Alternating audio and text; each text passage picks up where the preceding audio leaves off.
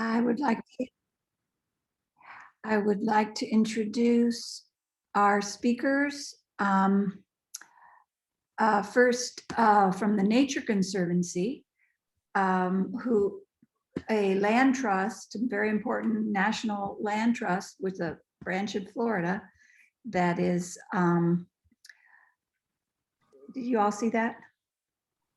Or I didn't share my screen yet, I'm sorry. Okay, I'm gonna stop sharing and let you share. Okay. Just one second. And so from the Nature Conservancy, now you see that? Now do you see that? Do you see that? Yes. Okay, thank you. I'd like to introduce both Christianah Oyenuga, our local Metro Cities project manager. Christianah, say hi. And from Tallahassee, Kierstyn, who is going to give the presentation today, Kierstyn Cox. These people are trying to do this metro thing. We're reaching more inner city people rather than the usual thing that Nature Conservancy does.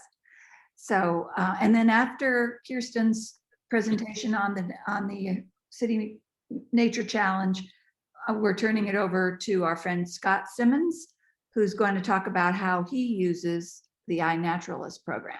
Scott is a great birder, photographer, and local naturalist, mostly in Seminole County. That's a friend of ours. So thanks for being here, Scott, as well. Okay, Kierstyn, you'll just have to tell me when to turn it, and I will. Awesome. Well, thank you very much, Deborah, and thank you for driving my PowerPoint tonight. Good evening, everybody. My name is Kierstyn Cox, and I'm the Sustainable Communities Project Manager with the Nature Conservancy in the Florida chapter. I have my colleague Christianah Oyenuga here, and we are happy to join you today to collaborate with your organization on the City Nature Challenge in Orange County. And I do want to add, I picked up birding the last couple of years, and it's really given me a lot of peace and happiness. So on both a personal and professional note, I'm very happy to be spending the evening with you all. And for this slide, so for today's presentation, it is going to be about the City Nature Challenge, but before we get into that, I want to take a few minutes to provide a brief historical context of the Nature Conservancy. So our mission, our vision, our priorities, and how we achieve them. So for about the first 6 decades of TNC, our work primarily focused on places and pathways. And what we mean by that is that TNC has historically worked to protect the lands and waters that all life depends on, with a vision to create a world where people and nature thrive. And for TNC to meet this ambitious goal, our pathways involved relying on scientific evidence and analysis, taking a pragmatic and innovative approach to our efforts, as well as a culture of collaboration with diverse partners and stakeholders to accomplish our priorities, which include protecting land and water and tackling climate change. So in accomplishing those priorities, TNC recognizes that the focus has to be placed on building healthy cities. So as TNC continues to work to make a lasting impact on lands and waters, where we're protecting nature and preserving biodiversity, we recognize that to meet this ambitious goal, fundamentally changing the relationship between people and nature so that both can thrive, we must focus on people, because as cities get built out, they are considered apart from nature and are built to work against nature, when in fact, cities are a part of nature and nature should be embraced in cities. So embedded with TNC's DNA is the application of science for protecting nature and preserving life. And as I mentioned earlier, TNC's work has primarily focused on places and pathways. And so in the TNC's Cities program, our work is focused on people, places, and again, pathways. We collaborate with a cross-sector of stakeholders using scientific evidence and innovation and leveraging the power of nature to address local conservation challenges, such as rapid urbanization, which leads to threatening habitat loss and fragmentation of lands and amplifying environmental inequities, all in efforts to ultimately build sustainable communities while conserving lands and waters. Next slide, please.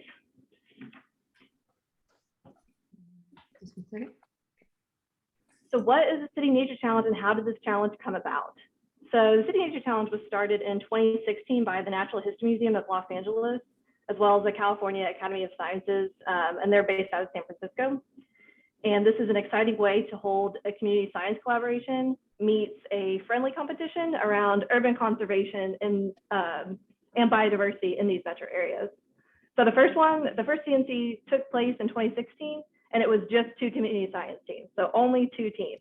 And now it's grown worldwide. And in 2019, we had about 160 cities participate, while in 2020, we had about 200. Next slide, please.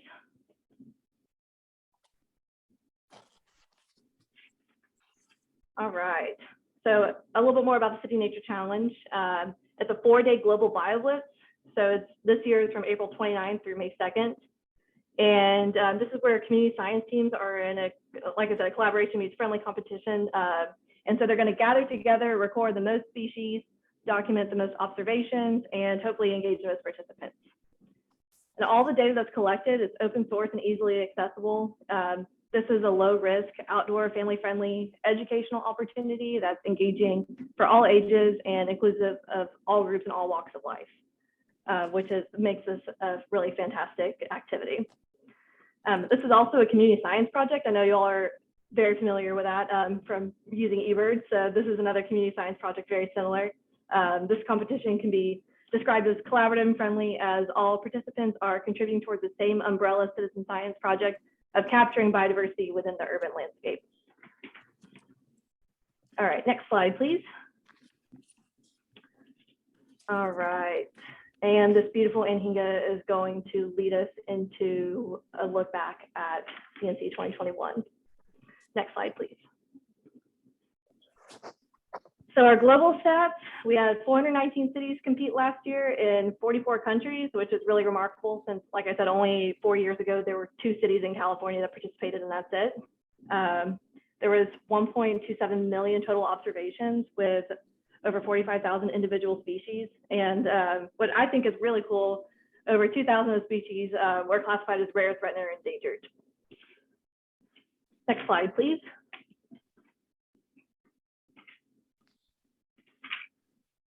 All right, so this is a look at the observations that were made last year for the City Nature Challenge in Orange County. So the most observed species is your neighborhood brown anole, your friendly neighborhood brown anole. Probably not surprising, they're so common. We also have notable bird species like the gray egret, mallard duck, red-shouldered hawk, northern cardinal. And if you see here, we have plants and vascular plants that are located on here as like a highly observed species. And even though those observations weren't assigned a more specific ID, they're still open for other observers to suggest these IDs, and they're still very beneficial to scientists and other professionals to use iNaturalist. So the data will get used even if you can't identify what you saw. All right. Oh, and also in Orange County, we had 1,521 observations with 645 species. All right, and then so in the City Nature Challenge, the public applies their curiosity in observing and recording any sightings of the plant, insect, or animal species in specific geographic locations around the metro area. And so these observations are recorded using the iNaturalist app that enables nature enthusiasts to keep track of real-time biodiversity observations in a data repository available to scientists, non-scientists, and resource managers. Next slide, please. Alrighty, so now if you all want to get out your phones, we are going to walk through how to create an account with iNaturalist.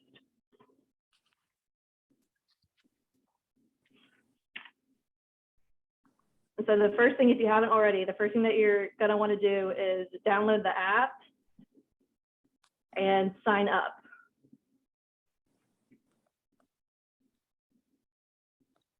And we do recommend that you create a username and password that's specific to iNaturalist because it prevents personal information from being connected to a project. You can also use Facebook, Twitter, or Google to sign into iNaturalist as well.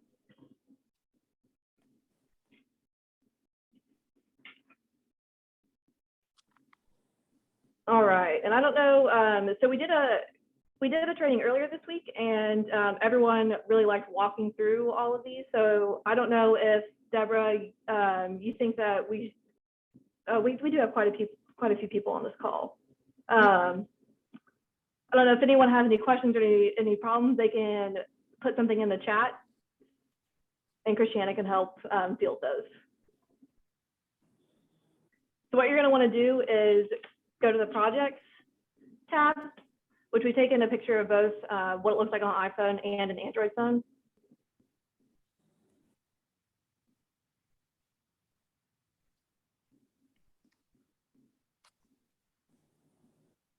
Next.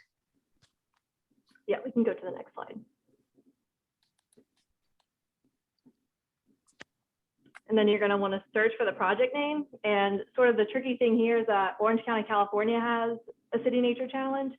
So you're going to make sure that you pick just Orange County. You can go to the next slide, Deborah. And this will show what the project page looks like. May I just ask, so Orlando Metro is not the name this year? It is not the name this year. We are partnering with Orange County.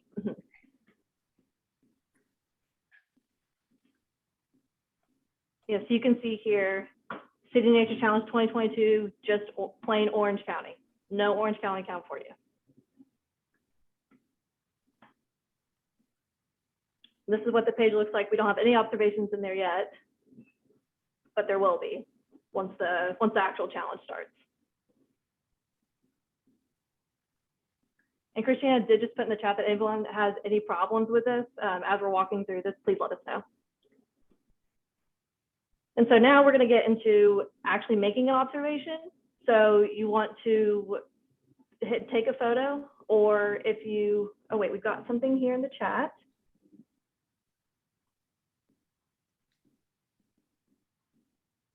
Okay, we might have to come back to that one about the hashtag here in a little bit, or Christianah, you might be able to answer that one.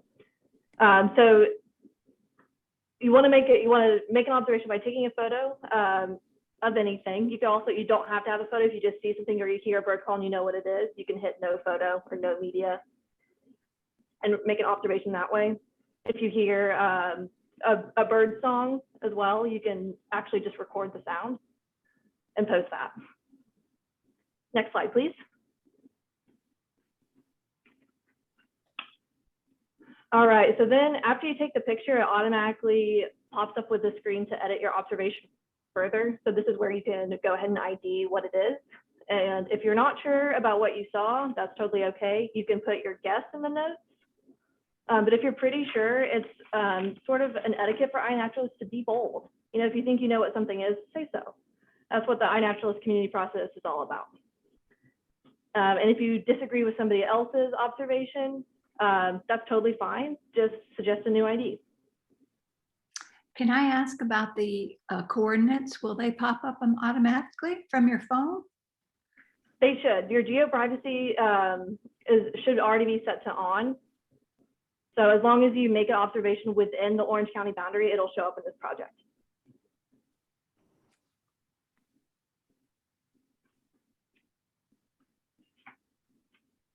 All right, so the local coordinators, including the Nature Conservancy and its partners, or including you in Florida, would love to engage residents of all ages to participate as a community science volunteers in this first of its kind City Nature Challenge of Volusia County and Orange County. I'm sorry, my notes.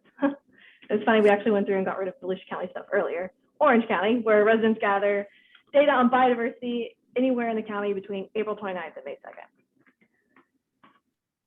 And the QR code that's on this flyer here will take you straight to the Orange County page. Next slide. And this poster is on the Facebook page, so that QR code is there on the Facebook event.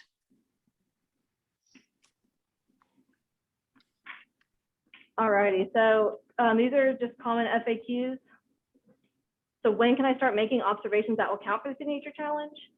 You have to make these observations between April 29th and up until May 2nd in your local time for it to be able to count for the challenge. Can you upload photos during the City Nature Challenge that you took prior to the City Nature Challenge? The answer, unfortunately, is no. Only observations made during the time frame of April 29th through May 2nd will count for the City Nature Challenge. And do you need to join the project and the app to add your observations for them to be included? The answer is no. Any observation, like anybody can have the iNaturalist app and make an observation within the Orange County boundary, and it will automatically show up in this project. But we do encourage we do encourage you to go ahead and join the project on iNatural so that we know how many participants we had. And then finally, do you have to make observations using the app? What if you have a real camera? It's more convenient to use the app to make an observation, but if you want to use a real camera, that's completely fine. You can upload your observations using the upload tool on iNaturalist. And if your camera doesn't have a GPS, you can drop a pin to indicate where you made that observation. All right, next slide, please. So these are the important dates. Like I said, April 29th through May 2nd, that's when you have to take your photos. You share your observations, but you can edit your observations and upload them up until May 8th. And then May 9th will be when the Global City Nature Challenge results are announced. These are some links to some resources that are really helpful. The main iNaturalist page for Orange County, the general FAQs, COVID-19 FAQs, which I didn't mention earlier, but we do recommend that you follow your COVID-19 local guidelines. All right, and I think that's all that we have. Next slide. I think it's just the. Oh, and this is yep. Okay, thank you. That was great. It's good. I can't wait. Does anyone have any questions or anybody have any troubles with the app?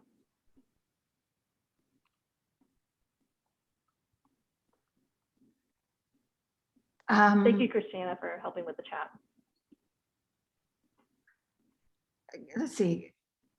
So the key thing is that you're taking the photo within the app and then it goes automatically. Yes.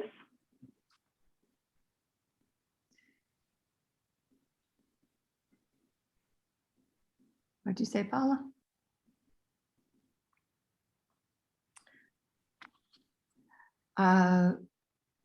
Well, it's just starting about a month. Oh, no. Can you hear me? I don't know if I'm muted or not. You're not muted now. Okay. No, when I read your email last night or a couple of nights ago, I couldn't find anything about it using the hashtag anywhere, but I just saw a response. So I was wondering if there was any promotion of the event by anybody other than, us, the city or, the county. I don't know. I didn't find anything online, but I was curious about that. Christiana, I'm sure you're working to get them to do that, right?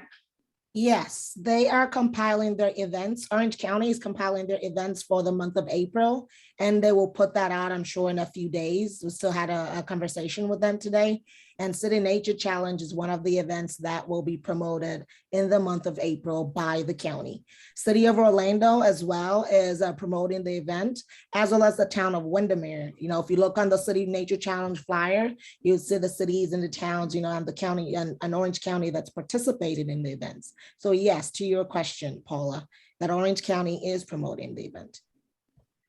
And the city of Orlando is not competing with Orange County.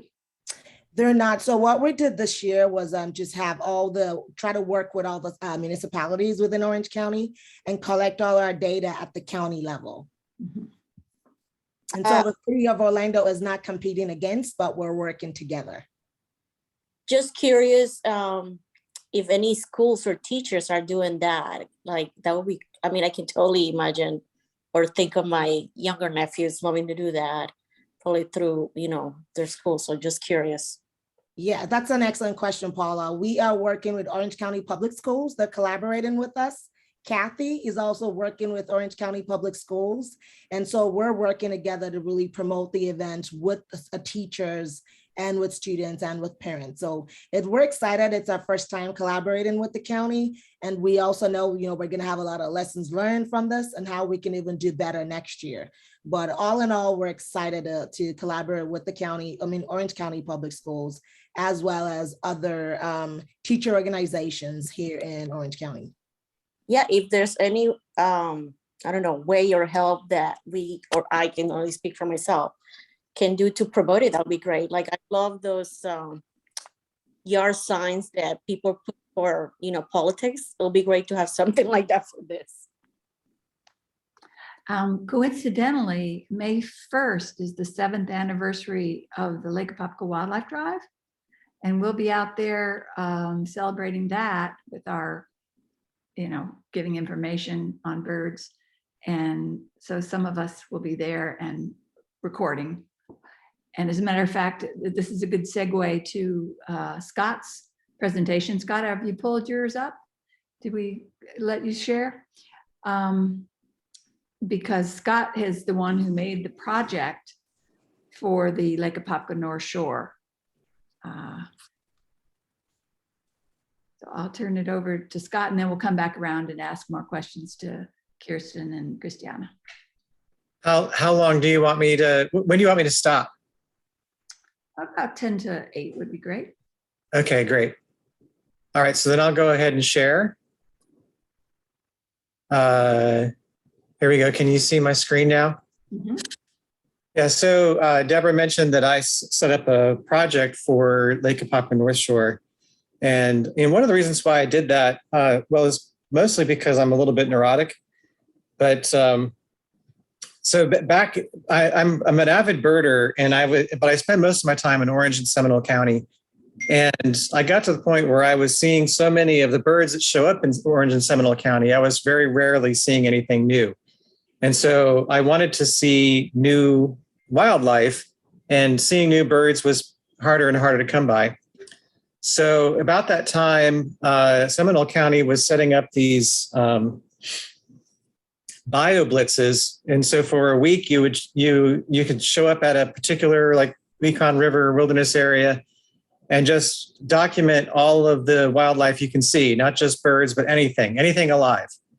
And then you put all your sightings on iNaturalist, and it all showed up in these projects. And I didn't know what these projects were. And once I realized, I was like, this is totally awesome. And I just went berserk with these projects, and I started making them up for myself, because I wanted to see what was in these places that I like to visit. So I want to talk about the projects, but I want to begin by just distinguishing between how iNaturalist works and how eBird works. So I'm assuming that many of you are familiar with eBird. Whoops. So here's this checklist that I did for the Black Hammock Wilderness Area.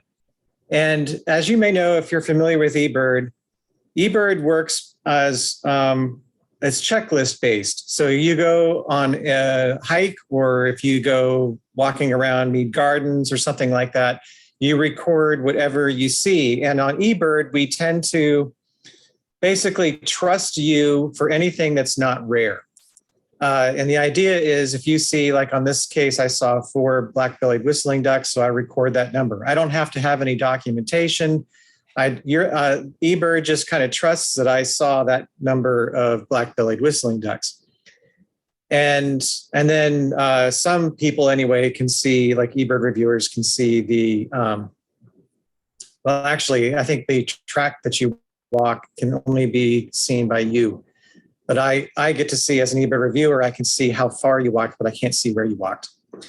But that gives people an idea of how much you saw on the entire effort.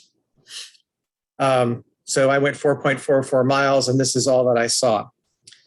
So if I happen to see something rare, then I would need to document that. And as an eBird reviewer, I could approve it, or if there's insufficient evidence, I won't approve it. But so on iNaturalist, it's more based on sightings. So this was a sighting that I saw in the Chiliota Wilderness Area. This is a blue-striped spread wing that showed up right up on the southern border. This is a species that's really not supposed to be this far north. And so I took a picture of it and put it on iNaturalist. And it's one of the more northern records of this species. And so it's totally cool. But as you can see, it's just an individual sighting with a photo to document it. I could have seen any number of things here, but this particular record only shows this one sighting. And so they really have 2 different philosophies of how they do it. of how you can record and document your sightings. And both of them are incredibly valuable. So eBird well, first of all, it's only for birds. iNaturalist is for anything alive. eBird is checklist or event-based or effort-based. iNaturalist is really more observation-based. It's one species that you've noticed at one, or that you photographed or documented at one location. eBird does not require any media. Technically, iNaturalist doesn't really require media either, but it's not going to approach research grade unless there is media that somebody else can look at to confirm what you saw. eBird is designed to allow you to create a complete checklist of every bird that you saw, whereas iNaturalist works best for just individual sightings with media. So on eBird, you can say that I saw 20 black-bellied whistling ducks, but if I only photographed one of them, only that one I would put on iNaturalist. So eBird tells you more about the total amount that you saw when you were, say, at the Lake Apopka Wildlife Drive. So most eBird sightings are immediately accepted. We kind of trust you that you got it right unless it's rare. eBird reviewers only review what's rare, or if we happen to notice something that looks suspicious. But all iNaturalist sightings, they show up if you get all the proper documentation. It shows up, and then somebody else needs to confirm it for it to become research grade. eBird is less specific about locations, but iNaturalist really works off the GPS coordinates for the photographs that you take. So you get specific locations for basically every photograph that you take. If you take it on your phone or on your camera, the GPS coordinates that your phone or camera records can be used to document where these things were seen. So I highly recommend both. They have different philosophies, but both of them are they're extremely useful. And just to lower my workload, I stopped putting photographs on eBird unless it's rare. But all of my photographs that I take, I put on iNaturalist, and if they're geotagged anyway, so that I can have those sightings show up there. So that's the distinction between the two. But I want to talk a little bit about projects. So this is the project I set up for iNaturalist. This is for the Lake Apopka North Shore. And as you can see, once I set it up, I could see all the sightings. So if you look on the bottom right-hand corner here, you can see the map of Lake Apopka, and you can see where all these sightings show up. And you can see the roads, especially on the Orange County side, you can see all the roads that people drive on the Lake Apopka Wildlife Drive. And then the bike trails, you can see where people ride their bikes or hike and put their sightings there. It's really kind of neat to see. And then you also get data about what's been seen in the project area. And as I think Kierstyn has said before, if you record a sighting, and if it fits the criteria that the project is set up for, it automatically shows up. You don't have to assign it to the project. It automatically shows up in the project. So there have been over 1,000 people that have recorded sightings in the project area here. 400,000 individuals, so an average, I guess, of a little over 4 observations per 332 observers, 4,000 observations, and almost 600 species. And then if you want, you can click through all these and kind of see what's been seen in the Lake Apopka North Shore. And you can also see who's recording the most observations, the most species, and then which species are seen the most frequently. And so you can actually get yourself all tied up into another kind of competition here if you wanted to, by trying to document more species than others. And it can be kind of fun. So this is the Lake Apopka North Shore. Here's another project I set up. This is where I do most of my hiking because it's close to my home. This is the Little Big Econ State Forest in Seminole County. And you can see how a lot of the observations are on the western side here, a lot fewer are on the eastern side, because this requires a whole lot more hiking. It's a little bit more difficult to get out there. It follows the Econ River here, and sometimes it floods. When I go out there, a lot of times I'm walking through ankle deep water. But you can see here, there's been there's 255 observers, over 4,000 observations, and over 1,100 species. So actually the species diversity here is a little bit more than at Lake Apopka, because there's a little bit more diversity of habitats that show up in this project area.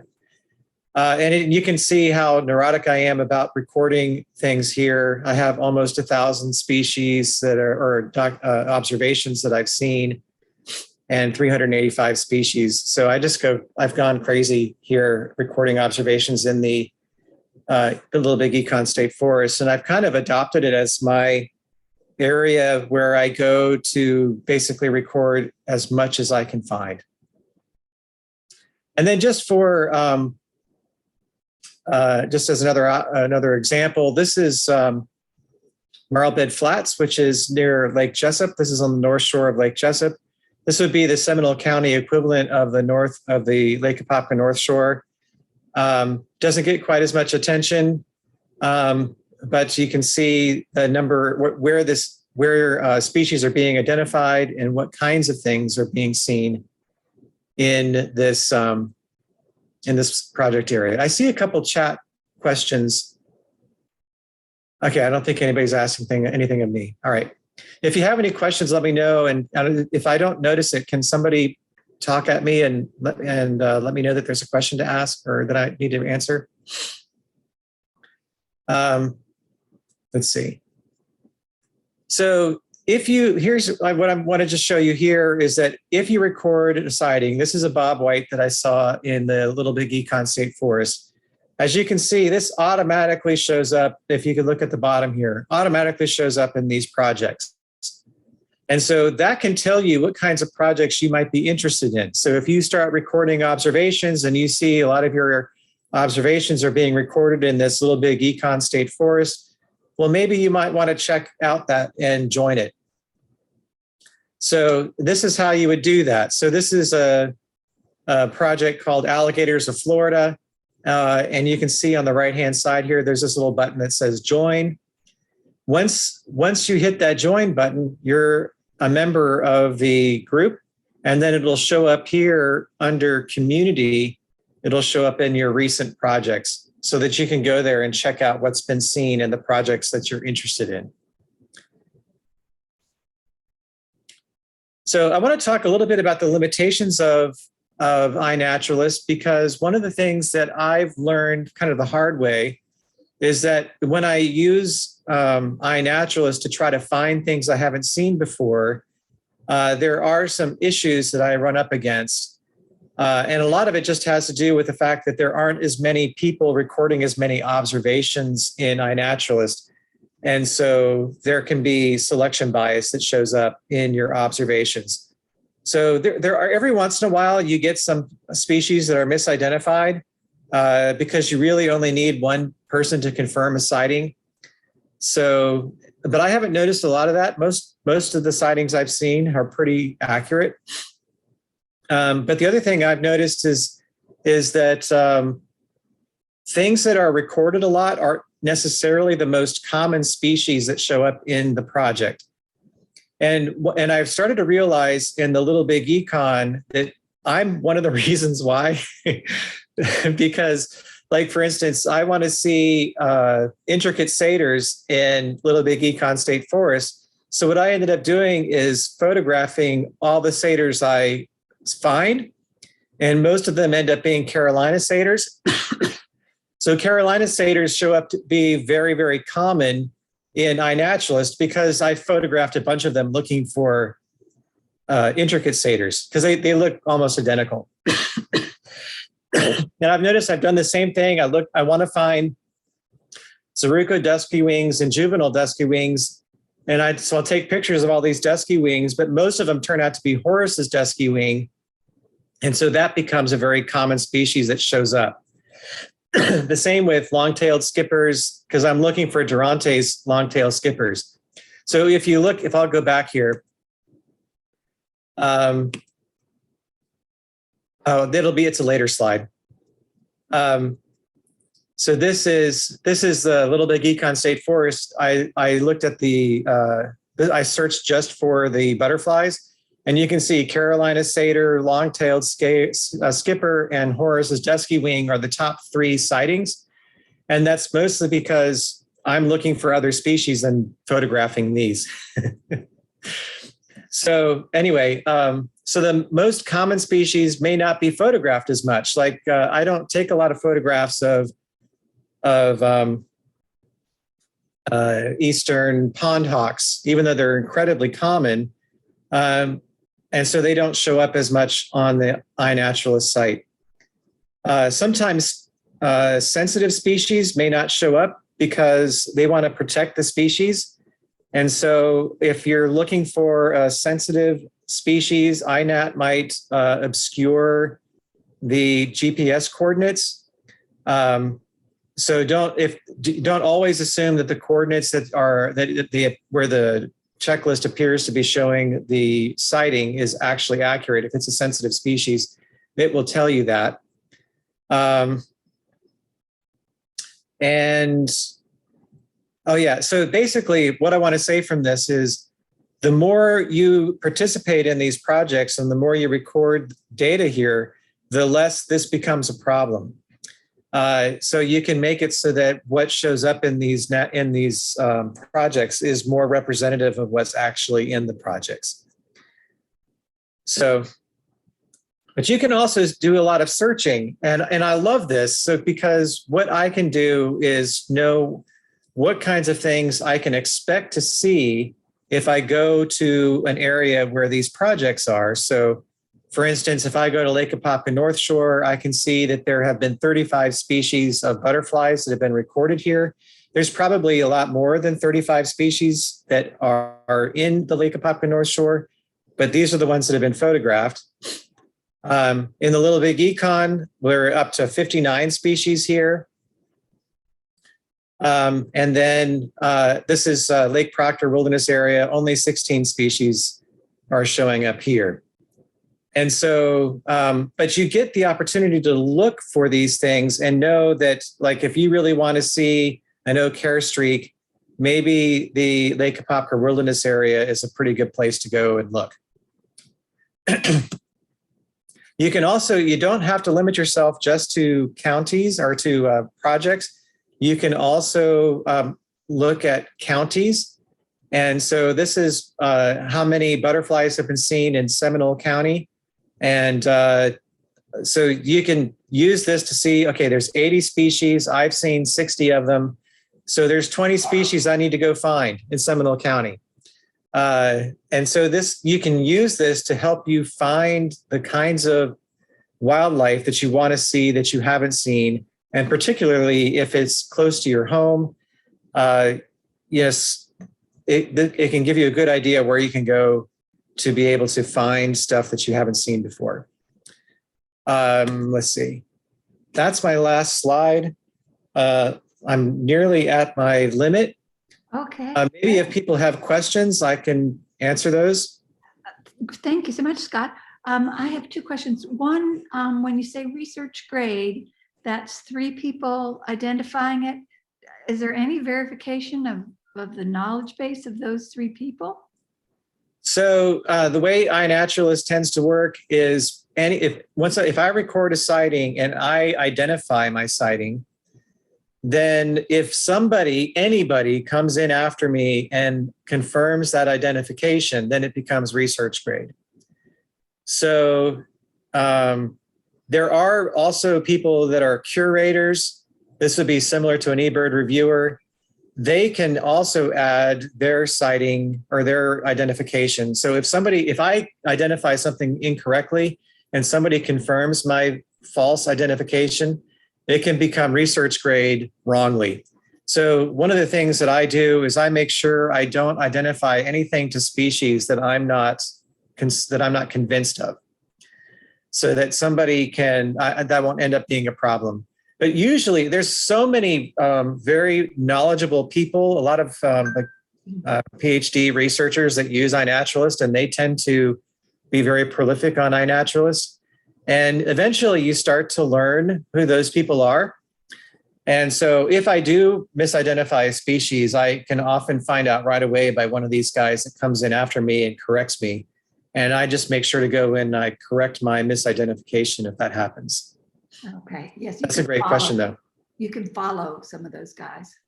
Oh, yes. Yeah, you can follow them and you get notifications if somebody identifies one of your sightings. And if somebody disagrees with you, you get notification of that as well. And my other question is, if you are doing backyard birding, how do we set up a project for our house? Well, yeah, you could set up a project for your home, I suppose. I haven't actually tried that, but you could. Really, any geographic area can become a project.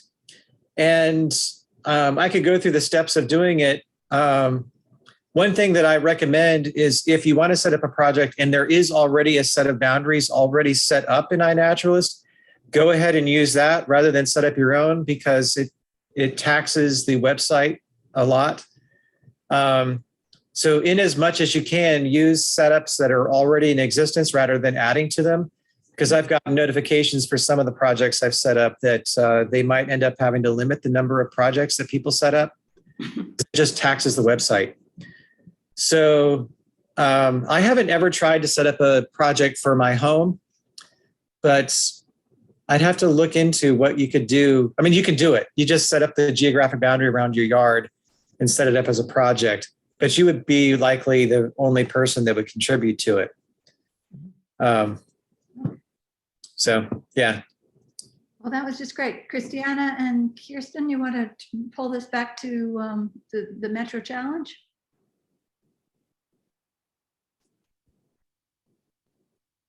Sure. I think thanks, Scott, for that excellent presentation. Right now, I think what I just want to really touch on is having as many people join the Study Nature Challenge in Orange County, and just helping us to gather as much biodiversity data as possible, because all of that, of course, will help guide a lot of our efforts here as we think about connecting wildlife corridors through, urban areas, and ensuring that we're having, access to green spaces across, multiple communities here in Orange County. So I just want to say that's an excellent presentation, Scott, and looking forward to all the work we have ahead of us in about, I think it should be 35 days right now. And we did have one additional question.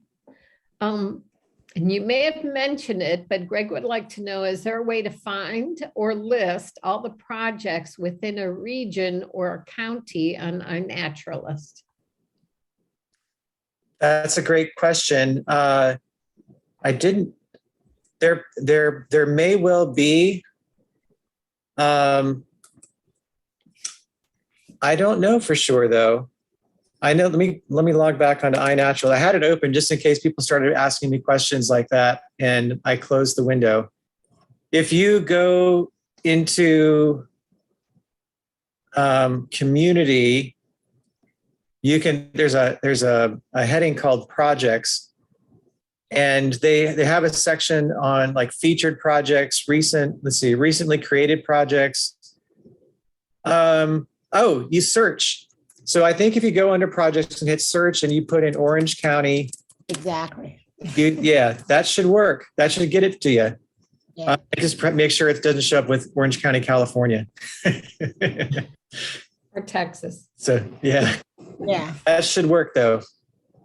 What I just tend to do is just look at my sightings and then add in the project. I Christianah, add as well that the nearby feature on when you search for projects is really interesting as well. That'll tell you projects that are in your area. Christianah, Scott focuses on Seminole County. Are they participating? No, Seminole County is not participating this year. We only have Orange County and Volusia County. Hopefully next year, Scott will help with our connections with Seminole County, and we'll be able to get Seminole County on board to participate. Our goal for next year is to get 6 counties in East Central Florida to participate in the City Nature Challenge. That's Brevard, Lake, Orange, Osceola, Seminole, and Volusia County. So we have 2 out of 6. So next year, we're hoping we can get all 6 on board, and we'll appreciate all the help we can get in connecting with the 4 other counties to participate. We have people on this. Juanita is from Brevard County. Right.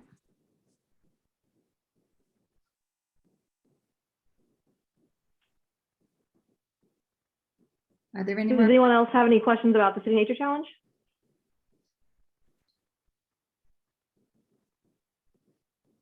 Did you want to share Oh, the screen, One Scott? other question, sorry.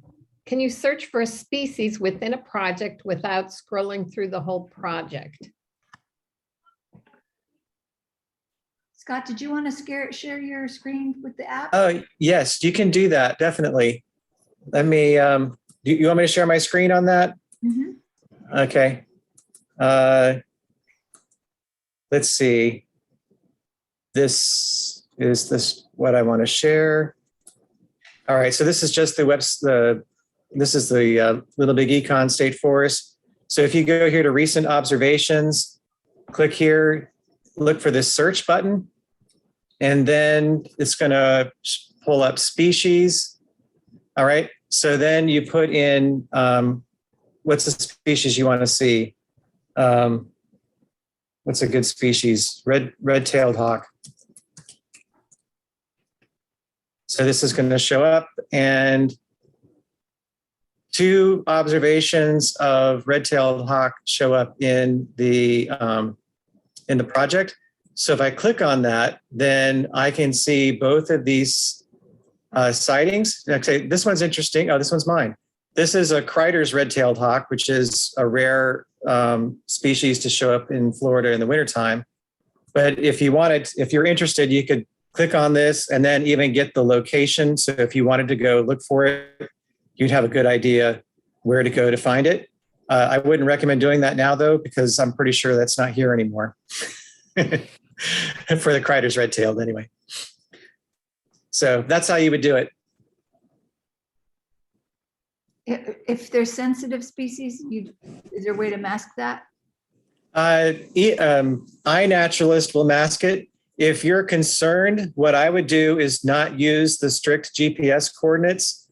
And you can set your own GPS coordinates and make the circle wide so that you're not giving specific enough data for somebody to go in, like a painted bunting. eBird doesn't like to give specific locations for painted buntings.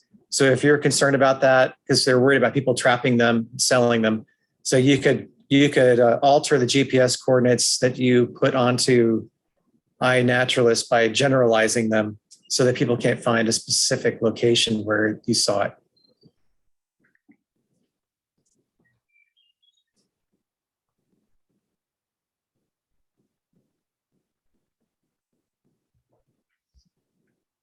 If there's no more questions, we No? get everybody just all excited about this coming up Yeah, March, we all have to go try it, and then we'll have lots of questions. April 29th. We start. So yes, practice your iNaturalist before that. And this will be recorded if you want to see it again for any reason. Are there other videos about the City Nature Challenge? And I think there are videos on iNaturalist that are available. That's correct, Deborah. But for, just a particular project, we only have the flyer right now, but definitely working towards having a little video for the next one. But to learn how to use the iNaturalist or any questions about the City Nature Challenge, you can go directly to citynaturechallenege.org. Very good. Well, thank you so much, Christianah, for reaching out to us as partners, and we're excited this year, especially I would say with Kathy getting out into the schools. It's a wonderful thing for the kids to do. We're excited to be working with Kathy on that. Yes. All right. We'll see you all folks next week. And Scott and Kierstyn, thanks again. Thank you so much, everyone. This is Thank fun. you. Yeah.